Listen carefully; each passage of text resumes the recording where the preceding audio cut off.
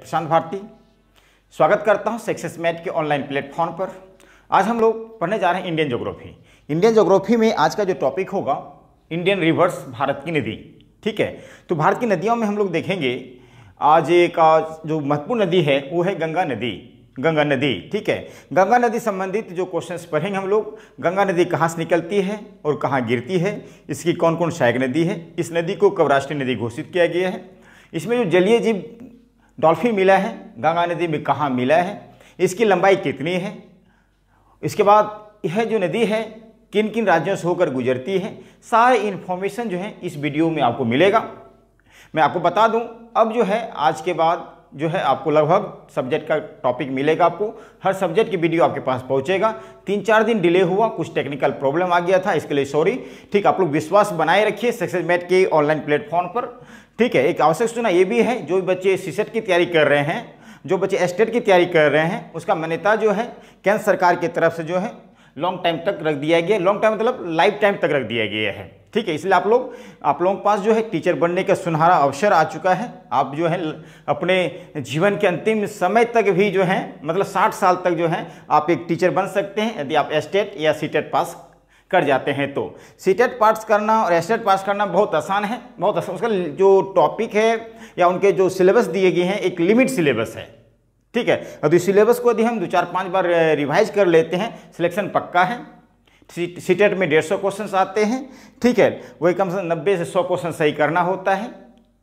ठीक है, तो इस क्लास के माध्यम से आपको, इस चैनल के माध्यम से, इस एकेडमिक माध्यम से आपको CTET, estate and other exam की प्रिपरेशन जो है बिल्कुल देखा जाए एक सिस्टमेटिक ढंग से आपको कराया जाएगा। आप विश्वास बनाए रखिएगा इस चैनल के माध्यम से। जो भी प्रॉब्लम हो इस चैनल पे नंबर दिया गया है, उस नंबर से आप जो है कंसल्ट कर सकते हैं। ठीक है दोस्तों, चलिए आज बहुत इंपॉर्टेंट नदी पढ़ने जा रहे हैं, गंगा नदी। तो सबसे पहले यहाँ पे 2-4 क्वेश्चंस कर लेते हैं पहले। ठीक है, क्वेश्चन भी करेंगे साथ साथ में पढ़ेंगे भी। यदि क्वेश्चन पूछता है गंगा नदी को राष्ट्रीय नदी कब घोषित किया गया है, तो नोट कर लीजिएगा क्वेश्चन से मेरा, गंगा नदी को राष्ट्रीय नदी कब घोषित किया गया है, कब घोषित किया गया है। तो आप क्या बोलेंगे, इसका आंसर क्या देंगे आप लोग। यदि मान चलिए ऑप्शन में आपके पास 4 ऑप्शन दे दिया जाए, A 2010, option number B 2012, option number C 2014, option number D 2008। इसमें क्या ऑप्शंस आप लोग लगाएंगे, गंगा नदी को राष्ट्रीय नदी कब घोषित किया गया है। चलिए इसका आंसर आप लोग क्या लगाएंगे, 2008। नोट कर लीजिए अपनी कॉपी में, साथ साथ क्वेश्चन भी और साथ साथ में पढ़ाई भी। तो राष्ट्रीय नदी घोषित किया गया गंगा नदी को 2008 में, इसको नोट करते रहिएगा। उसके बाद आपको ध्यान देना है, आपसे पूछ लिया जाए गंगा नदी को पवित्र नदी माना गया है, क्यों, क्या वजह है। इसके पानी हमेशा शुद्ध बने रहते हैं, अपवित्र पानी नहीं होते हैं, गंदे पानी नहीं होते हैं। इसके पीछे क्या रीजन है, तो याद रखिएगा, एक जीवाणु मिला है कहाँ, गंगा नदी में। उसका नाम है बैक्टीरियोफेजी नामक जो है जीवाणु मिला है गंगा नदी के पानी में, साइंटिस्ट के द्वारा खोजा गया। किसके द्वारा, साइंटिस्ट के द्वारा खोज किया गया। क्या वजह है कि गंगा नदी का पानी शुद्ध बना रहता है, तो बैक्टीरियोफेजी जीवाणु की वजह से जो है गंगा नदी का पानी शुद्ध बना रहता है। गंगा नदी का पानी जो है उसको पूजा में प्रयोग किए जाते हैं, मरने के बाद पिलाया जाता है और जीने के बाद ही पिलाया जाता है। तो याद रखिए गंगा नदी के बारे में। अब हम बात करेंगे गंगा नदी की लंबाई कितनी है, लेंथ ऑफ गंगा रिवर,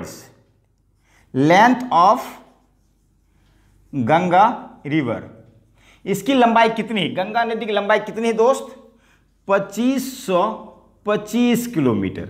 क्या बोलेंगे, गंगा नदी की लंबाई कितनी है, 2525 किलोमीटर। यहां तो याद रहेगा। अब उसके बाद आपको ये ध्यान देना है कि गंगा नदी में ही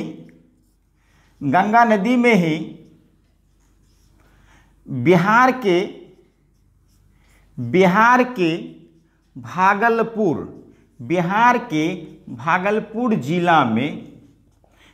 के भागलपुर जिला में जहां मेरा घर है, जहां मेरा घर है। बिहार के भागलपुर जिला में ही डॉल्फिन मछली मिला है। क्या मिला है? डॉल्फिन मछली मिला है। अब ये डॉल्फिन मछली मिला है तो आपको पता होगा राष्ट्रीय जलीय जीव 2009 में डॉल्फिन मछली को घोषित किया है। नोट कर लीजिए आप लोग। लिखिएगा, गंगा नदी में ही बिहार के भागलपुर जिला में डॉल्फिन मछली मिला है, जिसे 2009 में भारत सरकार की तरफ से राष्ट्रीय जलीय जीव घोषित किया गया है। कर लेंगे, यहां तक हो जाएगा। हाँ, ये क्वेश्चन और पूछ लिया आपसे कि डॉल्फिन रिसर्च सेंटर कहाँ स्थापित किया गया है। यदि आपसे क्वेश्चन पूछ लिया जाए कि dolphin research centre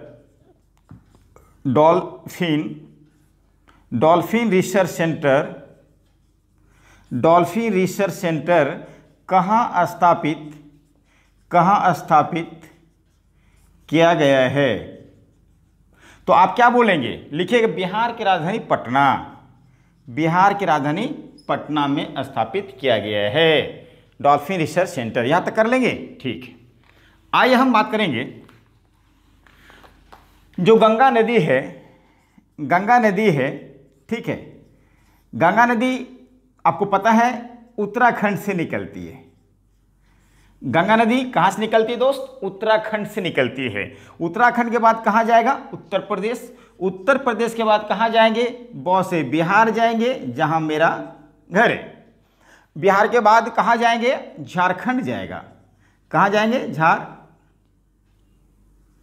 Jharkhand. Okay. Jharkhand के बाद कहाँ? वेस्ट बंगाल। और वेस्ट बंगाल के बाद कहाँ? बंगाल की खाड़ी। कहाँ? बंगाल की खाड़ी, ठीक है। बंगाल की खाड़ी बाद में जाएगा, लेकिन पहले बांग्लादेश जाएगा। पहले बांग्लादेश होते हुए कहाँ जाएंगे?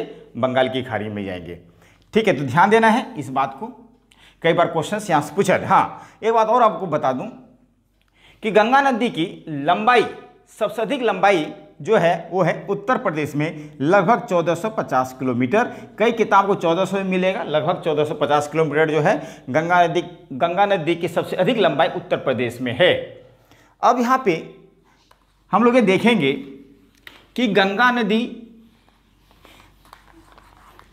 की सहायक नदी, गंगा नदी की सहायक नदी कौन कौन है? सहायक नदी कौन कौन है, ठीक है। तो पहले नोट कीजिए, यमुना, उसके बाद रामगंगा, गोमती, घघरा, गंडक, सोन, कोशी और महानदी। ये सारे सहायक नदी हैं किसके? गंगा नदी की। नोट कीजिए फटाफट, गंगा नदी की ये सारी सहायक नदी हैं। अब सबसे महत्वपूर्ण क्वेश्चन क्या पूछता है दोस्त? जैसे क्वेश्चन पूछ देगा, रामगंगा नदी जो है गंगा नदी से किस स्थान पे जाके मिलती है? किस स्थान पर जाकर मिलती है? वह पूछ लेगा, गोमती नदी जो है गंगा नदी से किस स्थान पे जाके मिलती है? इस टाइप से क्वेश्चन पूछेंगे और ये मैं आपको बताने जा रहा हूँ, ठीक है। इसको बताने से पहले एक बात चीज़ आपको यहाँ बता दूँ, पहले इसी को देख लीजिए, ठीक है, जो मैंने भी बताया कि ये कहाँ से मिलती है गंगा नदी। तो आप हरिद्वार का नाम सुने होंगे, हरिद्वार का नाम सुने होंगे, सुने हैं? ये देखिए जहाँ लिखने जा रहा हूँ, हरिद्वार से एक नदी निकल रही है, उस नदी का नाम है गंगा। ये देखिए गंगा, ये जो देख रहे हैं ये स्थान जो है, ये वाला स्थान, ठीक है, ये है कन्नौज।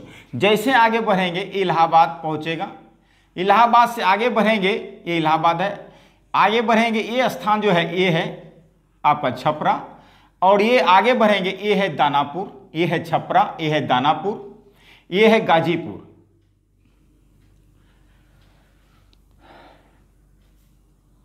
एक मिनट, बंदरपूछ, बंदा, इलाहाबाद, यहाँ पे थोड़ा सा मिस्टेक है, यहाँ पे थोड़ा सुधारते हैं। क्या सुधारना है? गोमती नदी जो है यहाँ पे मिलेगा आपको गाजीपुर, और ये है आपका इलाहाबाद। ठीक, ये है आपका गाजीपुर। ठीक है, ये ध्यान देना है। अब यहाँ पे गाजीपुर कहाँ है? उत्तर प्रदेश में। सबसे पहले देखते हैं कि जो रामगंगा नदी है, यमुना नदी को देख लीजिए पहले। यमुना नदी आपको दिखाई पड़ रहा है थोड़ा सा? एक मिनट, एक मिनट, एक मिनट। ओके, दिखाई पड़ रहा है शायद आपको। तो मैं आपको ये बताऊं, क्या बताऊं? यमुना प्लस गंगा, यमुना प्लस गंगा का जहां पे मिलन होगा उसको बोलते हैं प्रयागराज। क्या बोलते हैं? प्रयागराज। इस बात को ध्यान दीजिएगा। क्वेश्चन पूछता है कई बार, यमुना नदी और गंगा नदी के जिस स्थान में मिलन होता है उसको क्या कहा जाता है? प्रयागराज कहा जाता है। तो ये जो यहाँ देख रहे हैं बंदरपूछ, बंदरपूछ ये कहाँ है? उत्तराखंड में है। इस बंदरपूछ से एक नदी निकलती है जिसका नाम यमुना नदी। यमुना नदी ये देखिए जा रही है, और ये जा कहाँ मिलेंगे? इलाहाबाद। अब हरिद्वार से गंगा नाम से एक नदी बह रही है, गंगा नदी से प्राकृतिक धारा है ये, ठीक है, और ये आगे बढ़ते रहेगा और ये यहाँ दोनों मिल जाएगा इलाहाबाद में। तो ये गंगा नदी और यमुना नदी एक स्थान मिल रहा है, तो उसको बोलते हैं प्रयागराज। ओके, बाकी बहुत सारे प्रयाग के नाम से जाने जाते हैं, उसको बाद में देखते हैं। ठीक, पहले इसकी सहायक नदी देखते हैं कौन सी नदी कहाँ मिलती है। तो गंगा नदी से जो ये रामगंगा उत्तराखंड से आ रही है, तो रामगंगा नदी उत्तराखंड से आके गंगा नदी में जाके मिलती है कन्नौज में। ये कन्नौज है, ये कन्नौज है, ठीक है ना। तो क्वेश्चन पूछेगा रामगंगा नदी जो है गंगा से कहाँ मिला? उत्तर प्रदेश के कन्नौज में मिला, जो इत्र के लिए पूरे भारत में फेमस है। इत्र के लिए, जो सेंट जिसको बोलते हैं। अब आगे चलेंगे, जो यमुना नदी जो है कहाँ मिला? इलाहाबाद में मिला। किससे? गंगा नदी से। तो बाकी यमुना नदी के बारे में बाद में देखेंगे। अब आ गया ये गोमती नदी। गोमती नदी जो है उत्तर प्रदेश के गाजीपुर में मिलती है। किससे? गंगा नदी से। किससे? गंगा नदी से। अब गोमती नदी कहाँ से निकल रही है? पीलीभीत, जो वहाँ पे फुलर एक झील है, ठीक है, फुलर झील है, वहीं से यह नदी निकलती है। ठीक है, गोमती नदी कहाँ मिलती है? उत्तर प्रदेश के गाजीपुर में। वहीं आगे बढ़ेंगे, एक नदी और मिलेगा जिसका नाम है घाघरा नदी। घाघरा नदी, और घाघरा नदी बिहार के छपरा में जाके गंगा नदी से मिलती है घाघरा नदी। ठीक है, अब आगे चलिएगा, ये एक मिलाप ग्लेशियर, यहाँ पे एक नदी है शारदा नदी। शारदा नदी, इस शारदा नदी को महाकाली नदी भी बोलते हैं नेपाल में। ये शारदा नदी जो है नेपाल के मिलाप ग्लेशियर से निकलती है, शारदा नदी। और यहाँ पे बाराबंकी एक स्थान है वहाँ पे उत्तर प्रदेश में, और एक इधर से ग्लेशियर भी आती है, भारचाचुंग ग्लेशियर। ठीक, वहाँ से भी एक नदी आती है। सॉरी, उस एक नदी का नाम है जो जहाँ से नदी आ रही है। एक मिनट, हाँ चलिए यहाँ बता दूं, ये नदी यहीं से भारचुंग ग्लेशियर से ही आती है, घाघरा नदी। ठीक है, घाघरा नदी, मिस्टेक हो गया था। ठीक है, तो घाघरा नदी की सहायक नदी है शारदा नदी। तो घाघरा नदी डायरेक्ट आ रही है, भारचाचुंग ग्लेशियर से निकलती है और बिहार के छपरा में जाकर गंगा नदी से मिलती है। ओके, फिर आते हैं आगे, जैसे बढ़ेंगे, बिहार में एक दानापुर है, बिहार का राजधानी पटना से 10 किलोमीटर दूर है। तो अमरकंटक पर्वत का नाम सुनेंगे आप लोग, अमरकंटक चोटी। अमरकंटक चोटी जो है, अमरकंटक चोटी से एक नदी निकलती है, सोन नदी। कौन सी नदी?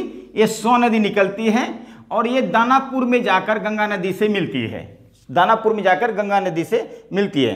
सोन नदी के किनारे ही एक शहर बसा हुआ है, सोनपुर शहर, जहां पूरे एशिया में देखा जाए सबसे बड़ा पशुओं का मेला लगता है। सोनपुर, जो सोन नदी के किनारे बसा हुआ है, सोनपुर गंगा नदी की, सोन नदी के किनारे बसा है।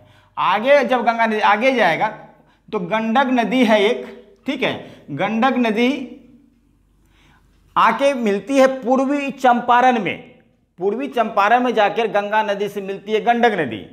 तो पूर्वी चंपारण भी बिहार में है। चंपारण का नाम सुने होंगे, जहां गांधी जी पहला सत्याग्रह प्रारंभ किया गया था, चालू किया गया था। वो अभी वर्तमान उसको दो जिला बनाया है, पश्चिमी चंपारण और पूर्वी चंपारण। पूर्वी चंपारण में गंगा नदी से गंडक नदी मिलती है।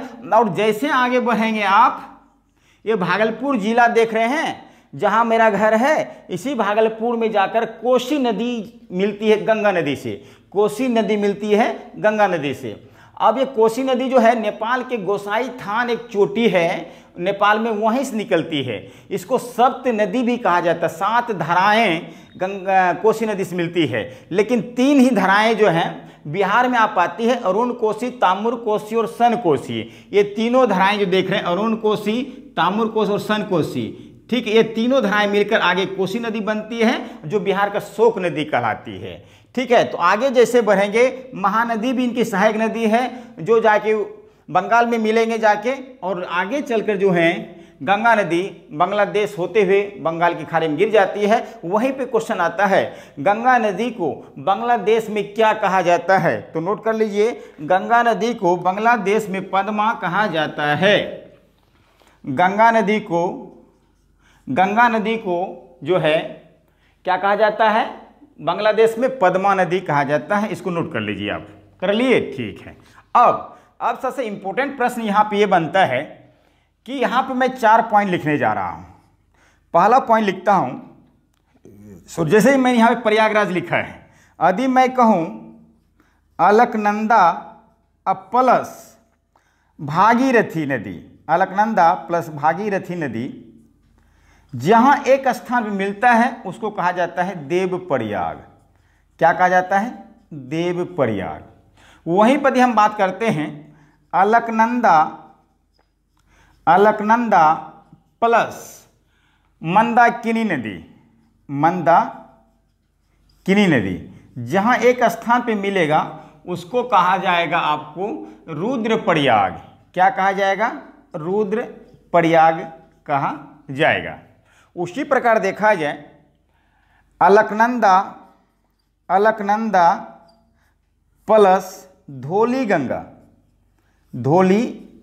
गंगा जहां मिलेगा उसको बोलेंगे विष्णु प्रयाग। क्या बोलेंगे? विष्णु प्रयाग। जहां पे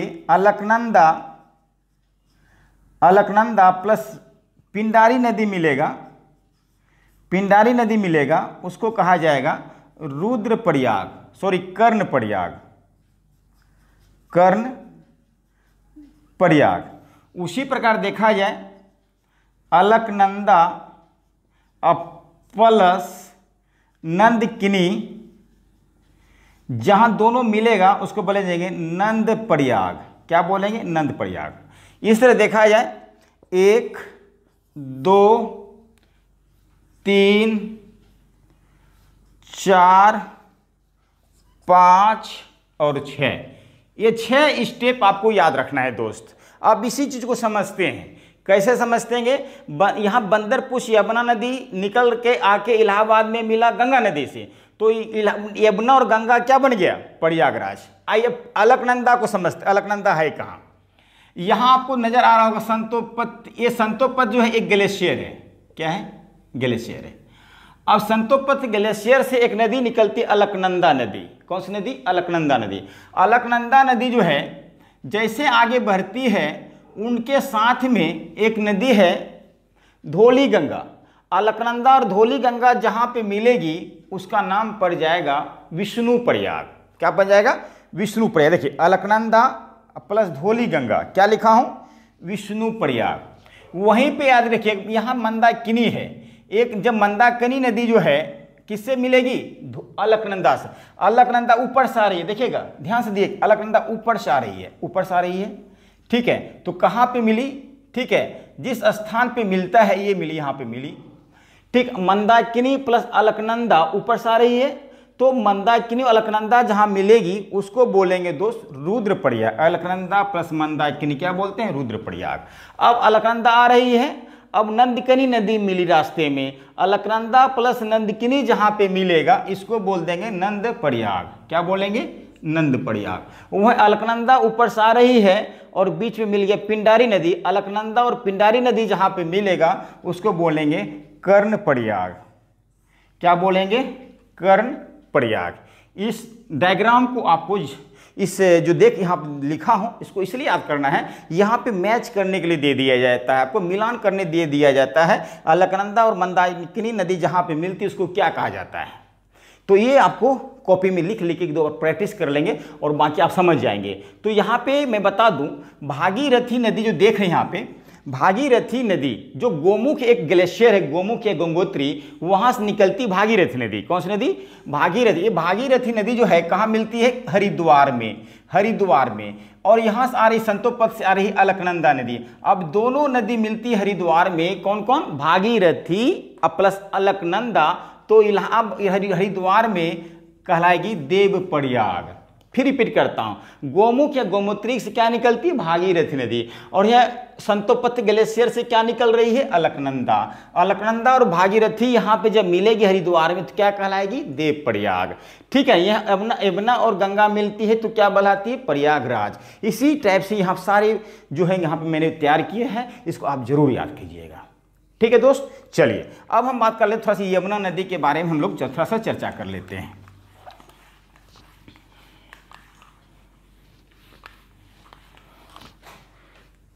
यमुना नदी के बारे में क्या देखा जाए, ये भी निकलती है उत्तराखंड से ही निकलती है। कहाँ से निकलती है? उत्तराखंड। उत्तराखंड से निकल कर ये जाएगी हिमाचल प्रदेश। कहाँ जाएगी? हिमाचल प्रदेश। हिमाचल प्रदेश के बाद ये जाएगा हरियाणा, हरियाणा। हरियाणा के बाद जाएंगे ये दिल्ली, दिल्ली के बाद ये उत्तर प्रदेश, मथुरा होते हुए कहाँ जाएंगे? इलाहाबाद। यो यमुना नदी की लंबाई लगभग देखा जाए 1550 किलोमीटर है। कितना है? 1550 किलोमीटर। यह गंगा की सबसे लंबी सहायक नदी है। यह गंगा की सबसे लंबी सहायक नदी यमुना नदी। कहाँ से निकलती है? उत्तराखंड के बंदरपुर से। तो यमुना नदी को कहा जाता है विश्व की सबसे प्रदूषित नदी। विश्व की सबसे प्रदूषित नदी यमुना नदी को कहा जाता है। और यह इसे जो है जैविक मरुस्थलीय नदी भी कहा जाता है, जैविक मरुस्थलीय नदी भी कहा जाता है। और यमुना नदी को जो है दिल्ली के शोक नदी भी कहा जाता है, दिल्ली के शोक नदी भी कहा जाता है। उसके बाद ध्यान इसके कुछ सहायक नदी देखिए। तो यमुना नदी की सहायक नदी है चंबल नदी, चंबल नदी। ठीक है, चंबल नदी, बेतवा नदी और कैन नदी। बहुत सारे सहायक नदी है लेकिन आप तीन नदी याद रखिएगा, चंबल, बेतवा और कैन। और चंबल नदी कहाँ से निकलती है? मध्य प्रदेश के जानापा पहाड़ी से निकलकर उत्तर प्रदेश के इटावा में जाकर मिलती है। किससे? यमुना नदी से। किससे? यमुना नदी से। ठीक है। तो उसी प्रकार देखा जाए विंध्याचल पर्वत से निकलती है बेतवा नदी, और बेतवा नदी जो यमुना नदी से उत्तर प्रदेश के हमीरपुर में जाकर मिलती है, उत्तर प्रदेश के हमीरपुर में जाकर मिलती है। वहीं पर हम बात करते हैं कैमूर पहाड़ी जो है, कैमूर पहाड़ी से एक नदी निकलती है कैन नदी, और कैन नदी जो उत्तर प्रदेश के बंदा में जाकर मिलती है। किससे? यमुना नदी से, यमुना नदी से। एक क्वेश्चन लास्ट में पूछूं आपसे कि गंगा और ब्रह्मपुत्र नदी जो मिलती है उस दोनों मिलन को क्या बोलते हैं?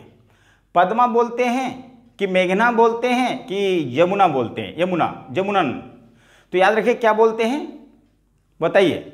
मेघना नदी बोलते हैं। क्या बोलते हैं? मेघना। तो ये था आज की क्लास में गंगा नदी को आप डिटेल समझे होंगे। तो बहुत इंपॉर्टेंट टॉपिक था दोस्तों। फिर इसके बाद फिर और सब नदियां हैं, ब्रह्मपुत्र हैं, सिंधु नदी हैं, गोदावरी नदी है, कावेरी है, कृष्णा है, नर्मदा है, ताप्ती, बहुत सारी नदियां हैं। तो 1 बाय 1 करके आपको पढ़ाते रहूँगा, आप थोड़ा सा विश्वास कीजिए। चलिए, थैंक यू सो मच आज क्लास में।